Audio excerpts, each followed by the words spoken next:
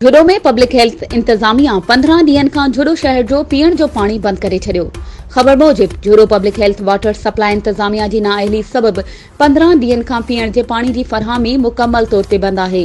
पानी जी हथरादू खोट सबब शहर जे अक्सर इलाइक़नि Haji Ashiq colony, Hashim colony, Abid colony, Khosa पाड़ो, अलीको हाउसिंग सोसाइटी, मुराद शाह दरगाह पाड़ो समेत केतिरनि ई इलाइक़नि जा रहवासी सख्त गर्मी में पीअण जे पानी खां महरूम बणियल आहिनि। इलाइक़े वासिन मुमताज खोसो, मोहम्मद अशरफ ऐं ॿियनि ॿुधायो त पब्लिक हेल्थ इंतजामिया असांजे इलाइक़नि जो पानी बंद करे छॾियो आहे। मुसलसल 15 ॾींहनि खां पीअण जे पानी जी फरहामी बंद आहे। वाटर सप्लाई जे तलान ते पानी जे टैंकरनि जूं कतारूं लॻल आहिनि। टैंकर माफ़िया शहरनि खे 2000 खां 2500 रुपयनि एवज़ पानी जो टैंकर विकिरो करे रहिया आहिनि। पब्लिक हेल्थ खातो त ख़ामोश तमाशाई बणियल आहे। हुननि सिंध हाई कोर्ट समेत आला अख़्तियारनि खां मुतालबो कयो त नोटिस वठी पानी जी सप्लाई बहाल कराए शहरनि सां इंसाफ़ कयो वञे।